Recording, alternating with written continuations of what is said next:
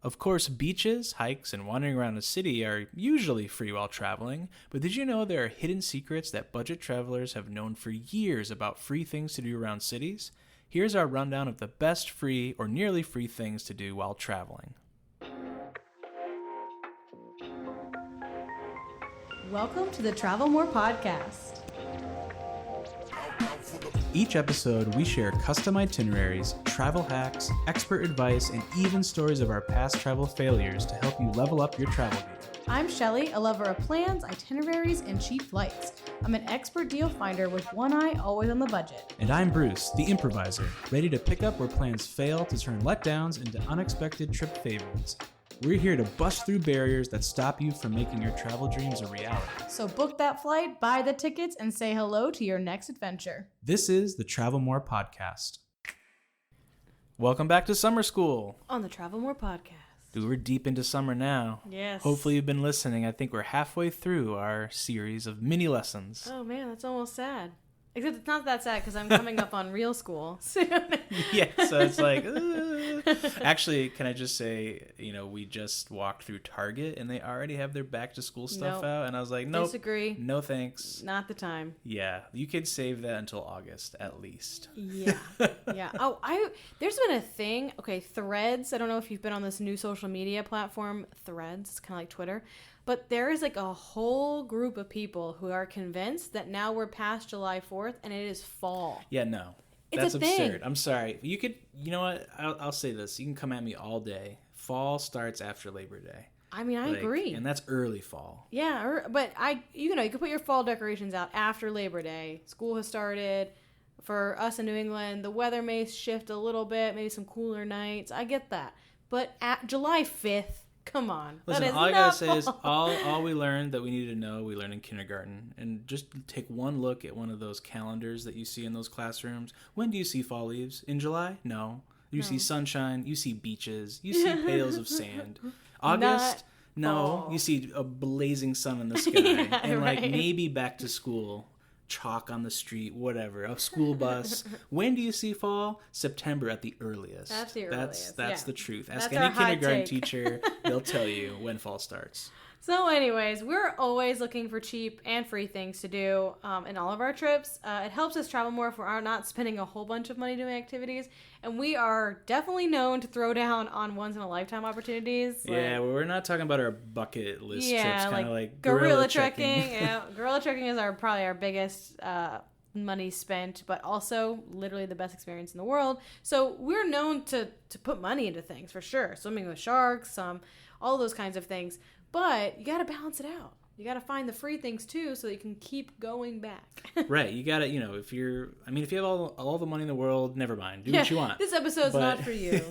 But if you're like us and you want to be able to do things like all year, you can't be breaking the bank on big experiences every time. But there's still so much you can explore. So many things. So let's get on to that free stuff.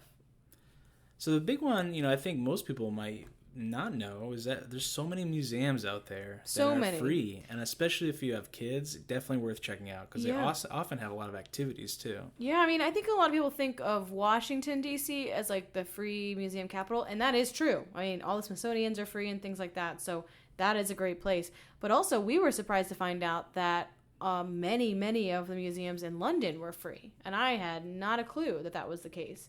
But there's tons of cities like Berlin, Paris, Hong Kong, Istanbul, New York, Rome, and more that have free admission either all the time or they have like certain days of the week or after a certain time days of or the day. certain times, right? They're totally free to walk in. Yeah, and so before you head off, definitely do a quick Google search and just to see if like the museums in a place you're going are free because there are lots, and they're hidden. And they're varied, too. Yeah. Like, you might say, I'm not really into museums. I'm not a museum person, but... What kind of museum? Yeah, there's that's so what many. I mean. Like, there's so many different things you could do. And I think when we were in London, we did a lot of different things, but one of my favorite things we did was go to... It was the National Gallery, right? Yeah. Yeah, that was It's just awesome. like the ones you see in your textbooks when you're a kid, and then they're there. And then you see them, and they exist. Yeah, so it is really cool. Even if you're not necessarily, like, a museum person, when it's free, I feel like that also means that that it's part of the greater culture of the area, because you're going to see lots of locals in there too, because it's a free thing. You know, it almost makes it seem like that city has now invested and they feel like it's an important enough thing to share. that Right. that everyone should have access to it. So Right.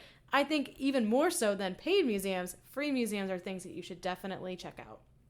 All right, so along with museums, there's also many free zoos, which is pretty cool because a lot of the zoos I've been to, you do have to pay for. Did you even know this before we did this episode? I didn't. I'm looking at this and I'm thinking, wow. I think before you were like, zoos aren't free. And I was like, well, to be fair, I remember one of my favorite zoos is the Memphis Zoo. And correct me if I'm wrong, but if you're a resident, I think you can go free on Tuesdays. That at least used to be the case. I'm not sure if it is now, but I mean, forever, free Tuesdays were definitely a thing for if you lived there, if you had a Tennessee ID. But beyond that, there are other ones that are completely free. Yeah. Again, back to Washington, D.C., which is like the king of free things. The National Zoo there, one of the best zoos in the country, is free. And then also the St. Louis Zoo is free, which I actually realized when I went to the St. Louis Zoo. I was like looking to pay somewhere, and I was like, what? Where do I pay? And they're like, it's free. So very cool. And those are some of the best zoos in the country. Those are not like small mom and pop type zoos. Those are big conservation areas. And there's at least 10 more across the country. So again, if you are going to be in the U.S. at least, that's a good thing to Google. All right, so another free thing are historic trails. You know, we mentioned hiking as being an obvious one, but we're really talking about historical trails. You know, the ones that come with markers or apps you can follow along with. Mm-hmm. And the one that comes to my mind definitely is the Freedom Trail in Boston. Yeah, that's like every school trip. Yeah, I think I've been there. I mean, I've been on it for school trips. I've been a chaperone on it for school trips now. So, but I only went as an adult, and it's actually a really cool like trail. It's got those like markers on it. You can kind of follow along. There's pamphlets. It's pretty cool. Yeah, and you can pay. I think it's got to be a few dollars to get a map from or you can get it online too. Yeah, I think we just did it online. Yeah, and it's really it's a great thing to do because you could see a lot of the city as well. Yeah, and then since I'm not from here, I always think of the El Camino as kind of a historic walking trail, but you're probably not just wandering into the El Camino. So that one is a little bit longer than the Freedom Trail in Boston. A little bit longer. So you probably already are pretty aware of what that is if that is a thing you're planning to do. But there's a lot of them like this that are kind of scattered around, not just the big ones that we know of. And there's also this app that guides you through some of the walks with really interesting facts, almost like a self-guided tour. I remember we did this in Vigo, Spain. Yeah. Because we had a tour that we're about to mention that was canceled on us because there just weren't any other English-speaking people. Remember, they're like, we're only doing this in Spanish and Portuguese. I know, because they would probably only take it if they had a certain number of people, and we may have been the only Americans there or any primary English speakers there. It was definitely did not hear many. It was pretty much Spain and Portugal, a holiday weekend. So, but for main cities, that will be a good one, and we'll talk about the creme de la creme in just a minute. But if you find yourself in a place like we did in Vigo, Spain, where they didn't speak a lot of English, and you want to do a self-guided tour, there's an app called GPS My City, and it was really cool. It was free, and we just kind of looked up a trail and we followed it, and it had a lot of great facts and kind of interesting things. And it showed us where to walk to see cool sites too. That were also free. Yes. So different landmarks or so. Yeah, and overlooks and things like that. We had a great time doing that. So, like I mentioned, the creme de la creme of these free things that you can do are free walking tours. And there are a million companies out there for these free walking tours. They're literally everywhere. Like I mentioned, the Vigo, Spain one, not necessarily a number one destination, at least not in the United States we think of, but they had a million of them. They were just only in Spanish and Portuguese. That's true. But for many, many, many big cities, they have them all the time. Many different ones you can choose from for a day. Some of them are even themed. I know I saw a lot when we went to London. Harry Potter themed. There was Jack the Ripper, I think. The Jack the Ripper theme. So they are sometimes just here are the main places, which is cool in itself. Some of them are then themed around different big books and popular topics, things like that. And especially of the area too. Right, and they also can be such a great jumping off place to be talking to a local. Well, that's actually what it is, because you might be thinking, why am I just going to walk around? And it's well, you can connect with somebody who knows something about the place. And I know a lot of the guys that we've met, if you spend a second just talking with them after the tour, so many good recommendations. Yeah, I mean, think about when someone visits you. I mean, the first thing that's going to come out of your mind is like, oh, this is my favorite place to eat, or like, oh, I really love this overlook. Like, no, everyone goes here, but I love this one. And that's a lot of times what these tour guides do as well, because, I mean, don't you want everyone to love your favorite place too? So they give you some really great kind of suggestions you wouldn't find on the main page. Yeah, and this is, especially if you're new to a place and maybe it's your first day, taking some of these free tours or these free options are a great way to kind of get acclimated to where you are. So then you can think, where do I want to spend my money? Right, exactly. Also keep in mind that while these are technically free walking tours, they're not really free because you're definitely going to want to tip your guide here. So this is our nearly free tour because technically you will want to spend a little bit of money tipping the person.